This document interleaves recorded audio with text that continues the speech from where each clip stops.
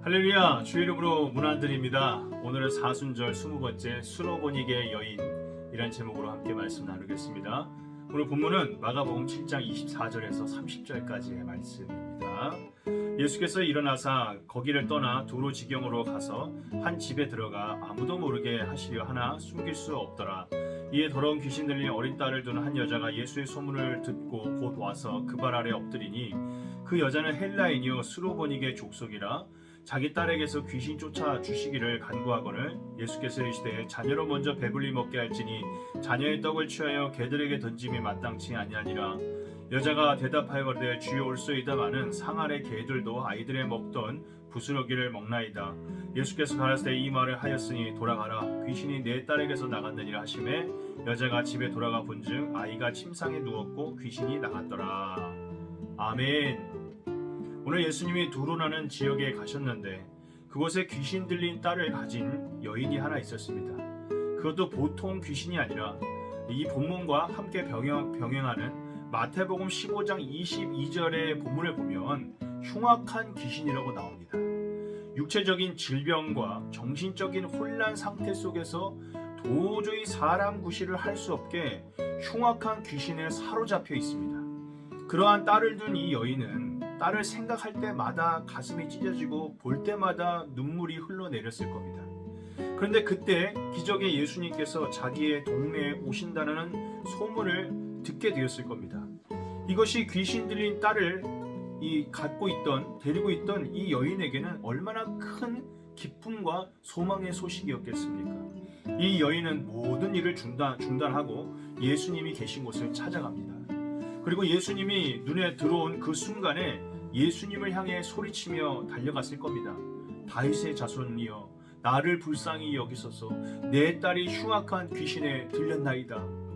이 여인이 얼마나 간절히 절규하였는지 아마도 모든 사람이 그 소리를 듣고 그 여인을 쳐다봤을 겁니다.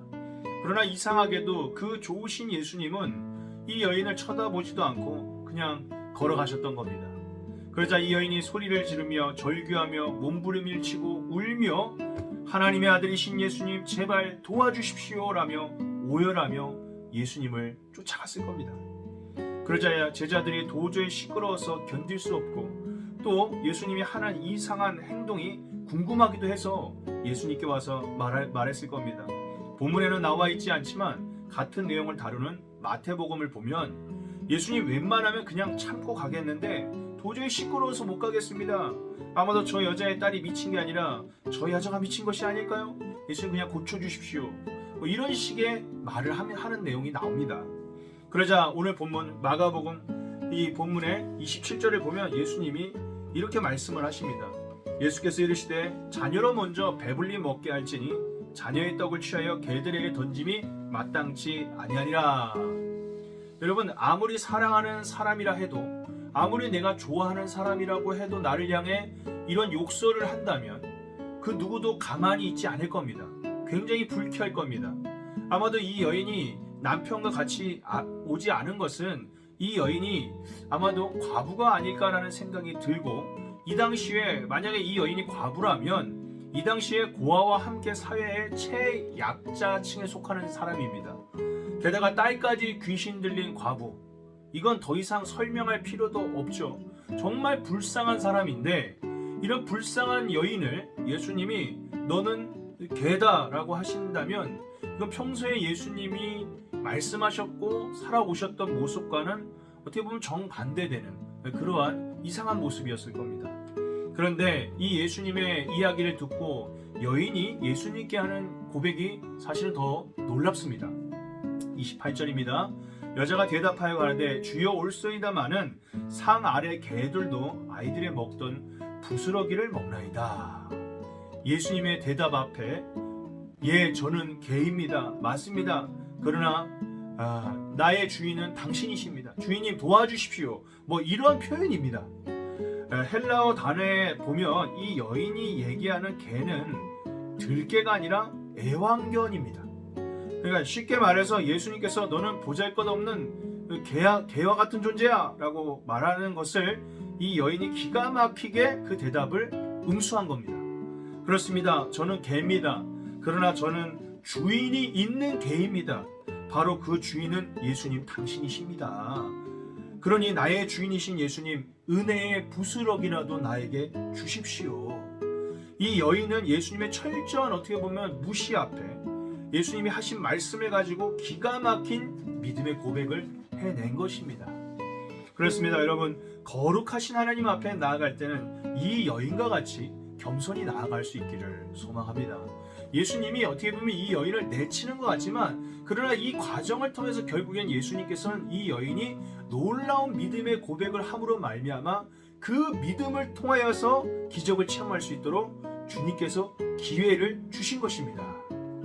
29절과 30절입니다. 예수께서 가라사대 이 말을 하였으니 돌아가라.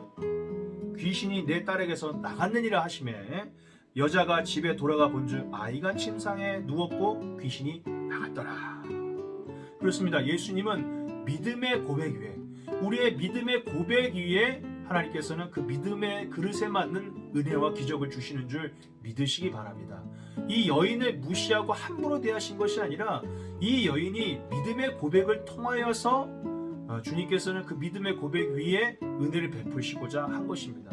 우리의 삶에도 때로는 주님께서 은혜도 주시고 사랑도 주시고 위로도 주시지만 때로는 이런 여인을 대하는 태도와 같이 내가 납득할 수 없을 때도 있습니다. 때로는 고난과 어려움을 허락하실 때도 있습니다. 그러나 그 순간이라 할지라도 우리가 이 여인과 같은 믿음의 고백을 하기를 원합니다.